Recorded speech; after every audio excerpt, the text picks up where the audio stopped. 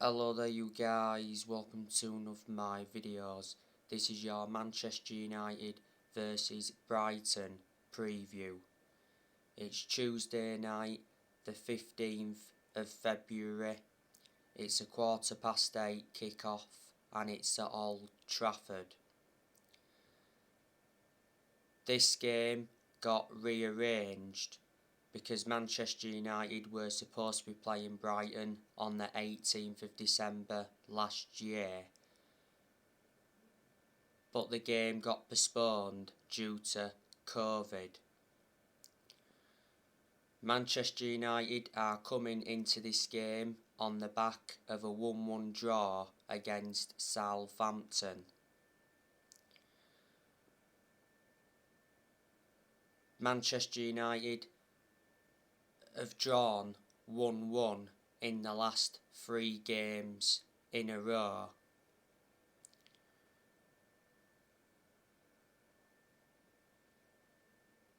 Brighton, they recently beat Watford 2-0.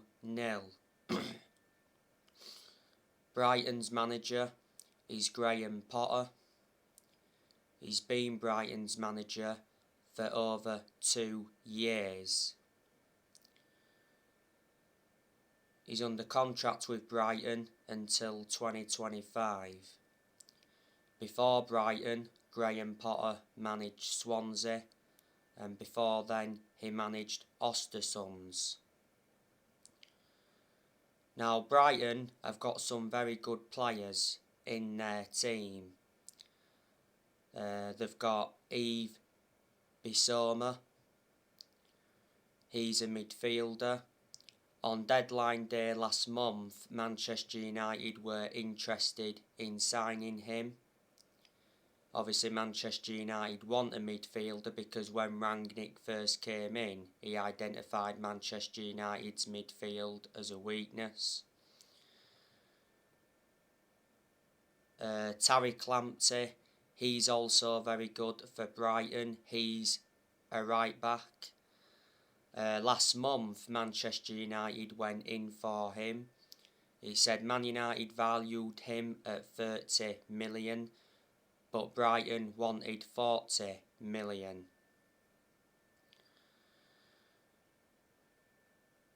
Leonardo Trossard, he's also a very good attacking player. Danny Welbeck, he's a former Manchester United and Arsenal player. If Welbeck was to play in this game, he would be reuniting with Manchester United. Neil Maupay, he's a very good attacking player. They've got Evan Ferguson, Jeremy Sarmiento. He's out with injury at the moment. They have Moises Caicedo. He's been out due to personal reasons. Adam Lallana, he's a midfielder. He's a former Liverpool and Southampton player. Pascal Gross, he's at Brighton. Solly March. Stephen Alzette.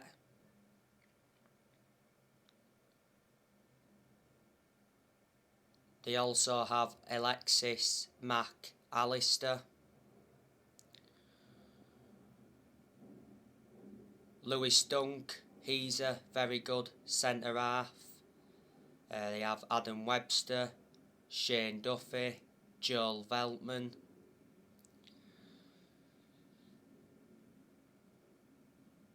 The goalkeepers Brighton have got, they have Jason Steele,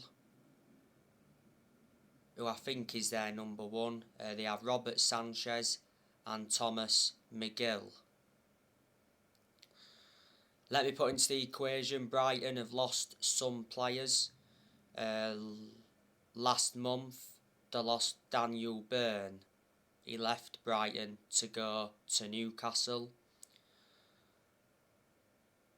They lost Ben White to Arsenal, but Brighton did get £50 million for him. They lost Dale Stephens, he went to Burnley from Brighton. Aaron Connolly, he's on loan at Middlesbrough from Brighton. And Glenn Murray left them, I can't remember when he left.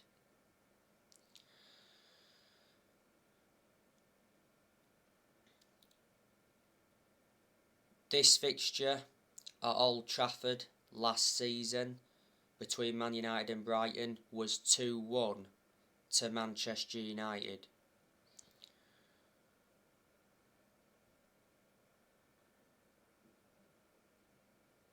Now Manchester United do have some players out. Fred is out at the moment due to COVID, but I don't want him to play anyway because he's not good enough to represent the club. Edison Cavani missed the game against Southampton through injury. Eric Bailly, he's still injured, but he doesn't really get in the team anyway, and he will leave Man United in the summer. Matic, he's recently picked up a shin injury. Matic will leave the club, I think, in the summer anyway. Chong, he's got an injury. And that's about it. And you know the news already on Mason Greenwood. Not so long ago, Mason Greenwood got dropped by Nike after rape allegation. Earlier on in the season, Manchester United fans burn their Mason Greenwood shirts. Greenwood is banned from England and Man United, so obviously he can't train or play any matches. The other week he was released on bail after his arrest. Greenwood's been arrested twice on suspicion of sexual assault, making threats to kill, rape and assault. And don't forget he was officially removed from FIFA 22, so it's good that EA took action.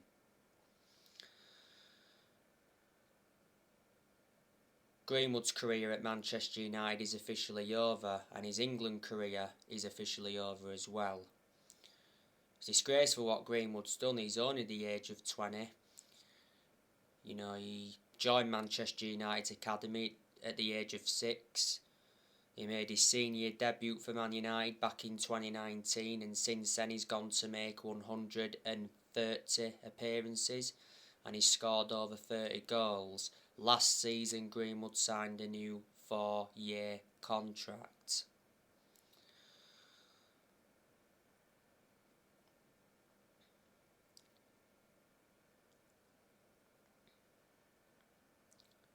Rangnick, he's been Manchester United's interim manager for over 2 months. I think he's managed, 13 games in all competitions. He's lost 2 games so far. Manchester United will not give Rangnick the job on a permanent basis. So Rangnick is our interim manager till the end of the season. Then it did initially say that Rangnick is expected to continue in a consultancy role for a further 2 years, but now he's been warned he could lose the consultancy role. There's been good performances under Rangnick. There's also been poor performances as well. But like I've already mentioned, I think Rangnick is totally blameless for the poor performances. I think players have had to take responsibility for them poor performances. Nothing has changed whatsoever under Rangnick to what we saw under Solskjaer. You know, like I've said, I've got a lot of respect for Rangnick. I think he's a very good coach. Well, he's a German coach, and the vast majority of German coaches are good. Don't forget, a long time ago, Rangnick taught Jurgen Klopp, and look how good Klopp's doing now at Liverpool.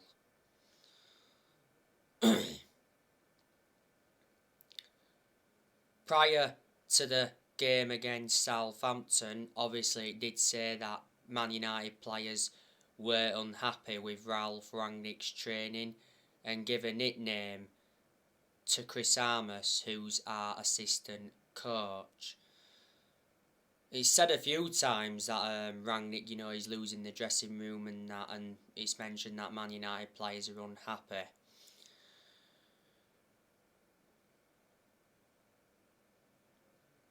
Rangnick has endured one transfer window as Manchester United's interim manager. Manchester United endured a very poor January transfer window because last month Manchester United did not make any signings.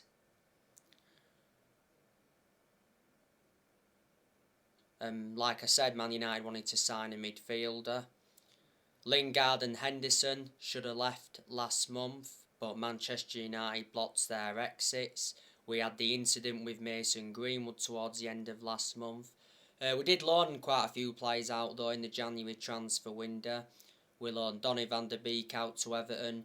We loaned Martial out to Sevilla. We loaned Amad Diallo out to Rangers.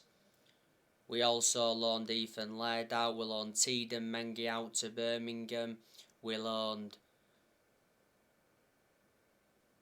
Tuanzebe out to Napoli. So Man United let around 8 players leave last month. But Rangnick didn't get backed last month, and he actually got promised he was going to get backed. You know, before Manchester United, Rangnick was the head of sports and development at Lokomotiv Moscow.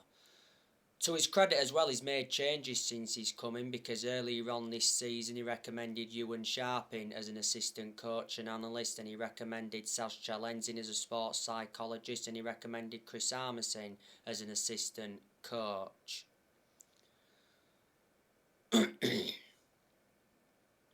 Manchester United's next permanent manager will either be Mauricio Pochettino or Erik ten Hag. Now, Pochettino not so long ago responded to Manchester United's interest, and Pochettino insists he's still 200% focused on PSG despite Manchester United's interest. He said not so long ago that Manchester United players want Mauricio Pochettino as their next manager. Earlier on in the season, reports from France said Pochettino could be sacked by March. Pochettino's job hinges on PSG getting to the next round of the Champions League. PSG play Real Madrid in the last 16 of the Champions League.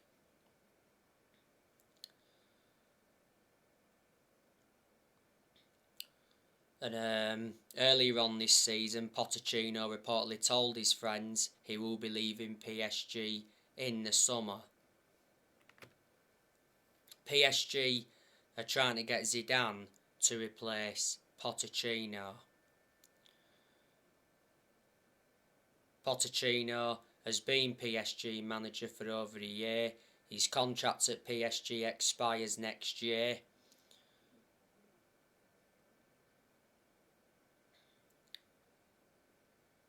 I think he has won a French Cup with PSG.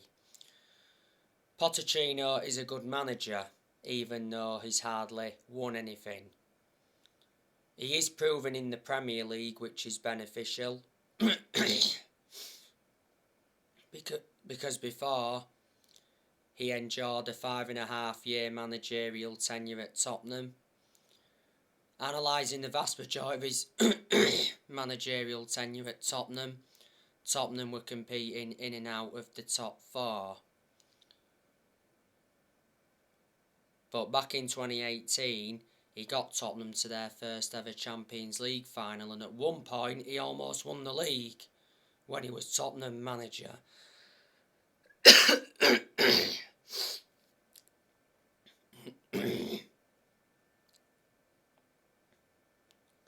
And I think Tottenham made a bad mistake sacking him at the time. Before Tottenham, he managed Southampton.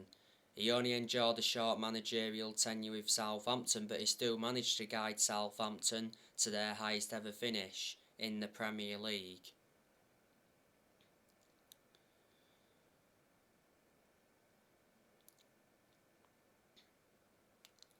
So they're the clubs he's managed in the Premier League so far.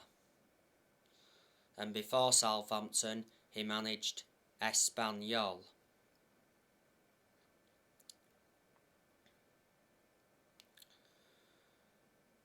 Revert back to when Manchester United sacked Jose Mourinho. Manchester United should have got Pochettino then, but the club decided to go with Solskjaer instead.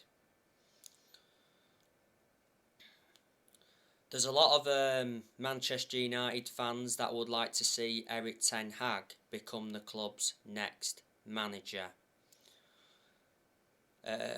Our chief executive, Richard Arnold, has agreed with Ralph Rangnick. You know, he wants Rangnick as Man United's next manager. You know, Rangnick prefers Erik ten Hag over Mauricio Pochettino. Revert back to the other week, a Dutch journalist claimed that Erik ten Hag will leave Ajax at the end of the season following the departure of Mark Overmars. Erik ten Hag was upset when Mark Overmars left. I think if Erik ten Hag came to manage in the Premier League, he'd replicate what he's done at Ajax. I've got a lot of respect for Erik ten Hag, and I admire the work he's done at Ajax. You know, he's developed the young players well. He's won a couple of titles with them. You know, revert back to 2019, he got Ajax to the Champions League semi-finals. So there you go. Erik ten Hag has been Ajax manager for over 4 years. Ajax appointed him in back in 2017. His contract at Ajax expires next year. Before Ajax, he managed Utrecht. Before then, he managed Bayern Munich's reserves. And before then, he managed Go Ahead Eagles.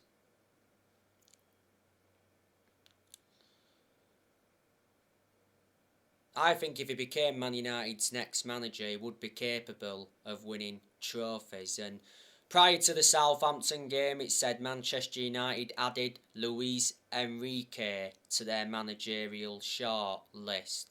Luis Enrique is the head coach of the Spain national team. So Manchester United are looking for the 5th permanent manager since Ferguson retired. Man United have sacked 4 permanent managers since Ferguson retired. Man United sacked David Moyes after 10 months. Then we sacked Louis van Gaal after 2 years, despite us winning the FA Cup under him. Then Man United sacked Jose Mourinho after 2.5 years. Mourinho did enjoy one good season at Man United because he did win 3 trophies in his first season. And last year, Manchester United sacked Ole Gunnar Solskjaer after almost 3 years in charge. You know, Manchester United have not been the same team since Ferguson retired, and no one's going to replicate what Ferguson did at the club. So in that aspect, we've got to accept that. You know, Alex Ferguson was greatest manager of all time. He brought success to Manchester United. He won 30-odd trophies, including 13 Premier League titles. But Ferguson didn't settle in straight away because he didn't win out in his first 4 years at Man United. Alex Ferguson was at Manchester United for 26 years. So reflecting on that, he was a long-serving manager. I told you the only mistake Ferguson made was recommending David Moyes in when he retired, but the reasons he did that, because they're both Scottish, and Ferguson seemed to have a lot of time for Moyes, didn't he? Ferguson retired 9 years ago.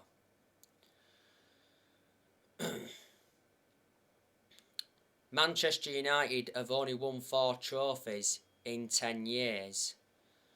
And Man United have spent over 1.3 billion in 10 years. Man United have recouped around 397 million in sales.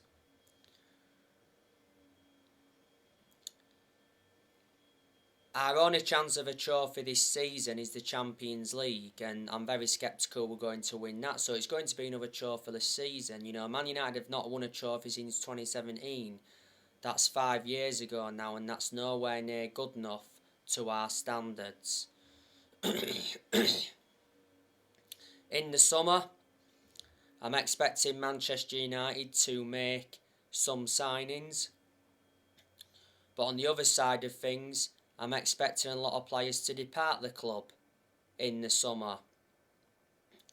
So, in the summer, there's a good chance that Cristiano Ronaldo will be leaving. Well, it said, didn't it, that Cristiano Ronaldo could quit Man United in the summer, halfway into his 2-year deal. Ronaldo's told his friends he's starting to feel his age. Next month, Ronaldo is planning for showdown talks with his agent about his Manchester United future.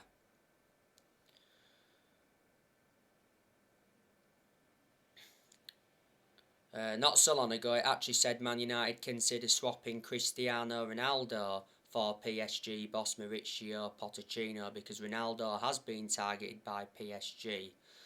Over 3 weeks ago now, was it? Ronaldo gave an interview, and obviously he was very critical of the youngsters. So reflecting on that, he was demanding more from the youngsters, and at the time he did the interview as well, he was backing Ralph Rangnick to do a good job at Man United, and he said, I'm not a Man United to compete for 6th or 7th. He said finishing below 3rd is unacceptable.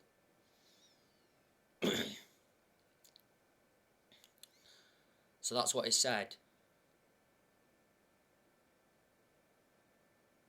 Ronaldo played against Southampton yesterday. I thought he looked better. You know, Ronaldo did have a good early chance in the game. He went round the Southampton goalkeeper. He hit it, but it was a good clearance from Romain Perraud. And Ronaldo had a goal disallowed for offside. Ronaldo's not scored in his last 6 games. That's a very long goal drought to him. Ronaldo didn't start, surprisingly, against Burnley at Turf Moor, but he did come on in the game. He was unhappy that he didn't start against Burnley.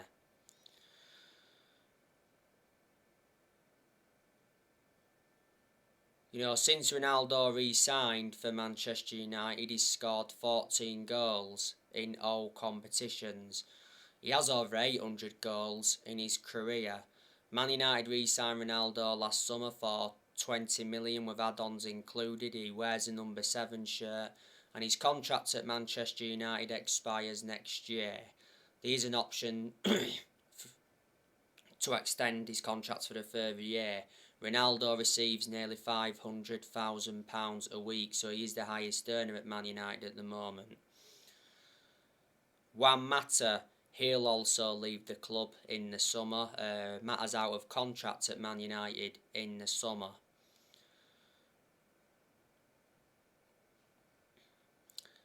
Don't have a great deal of a perception on him anymore because he doesn't get in our team. Mata lost his place in the team a while ago, and he's lost that yard of pace and he's aging up. But despite all of that, he's had a good career at Manchester United. Juan Mata, he's made 276 appearances in all competitions and he's scored 51 goals.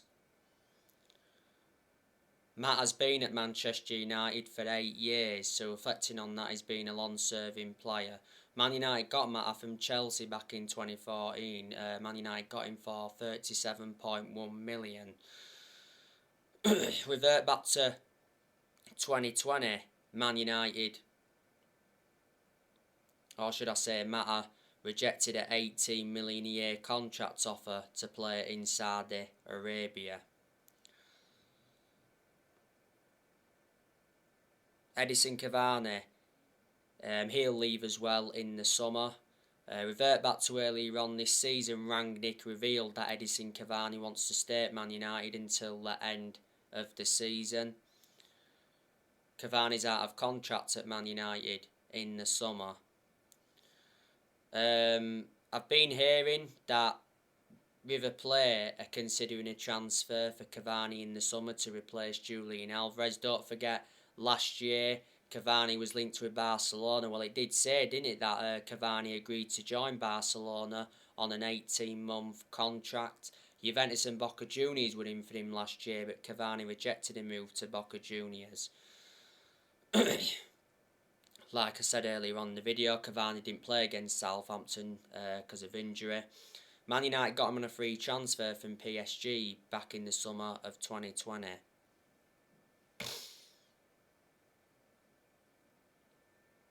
Lingard, I reckon he'll leave in the summer, but like I've already mentioned, he should have left last month, but Man United blocked his exit. It was Newcastle and West Ham that were battling it out to get Lingard on loan last month. Lingard is out of contract at Man United in the summer. He has been part of the club for a long time. He reasoned up our academy and that, but obviously doesn't get in the team. Matic, I reckon he'll leave as well in the summer. Very good chance Pogba will leave in the summer. Pogba's out of contract at Man United in the summer. There again, though, it said quite a few weeks ago that Pogba is willing to stay at Man United as long as Ralph Rangnick is the manager for next season. He said Pogba's been impressed by Ralph Rangnick since his arrival, and it said he would be open to signing a new contract. To Pogba's credit, he's done really well since he come back from injury. You know, he did well against Southampton yesterday. He had a goal disallowed, didn't he, for offside. That was unfortunate. Pogba also played well against Burnley last Tuesday at Turf Moor. He scored in that game. That was his first goal of the season, and it was his first Premier League appearance that since October. He also did very well on his return against Middlesbrough in the Cup. You know, this season has been Pogba's 6th season at Man United since he re-signed. He's won 3 trophies at the club so far. He's played over 200 games since he re-signed. Manchester United paid £89 million for Paul Pogba, so he's our most expensive signing at the moment. We had him when he was a lot younger under the Ferguson era, but had to let him go due to limited appearances. I reckon Jones and Bailly will also leave the club in the summer, because they don't get in the team much. And we will offload Dean Henderson. Like I mentioned earlier on in the video, Dean Henderson should have left last month.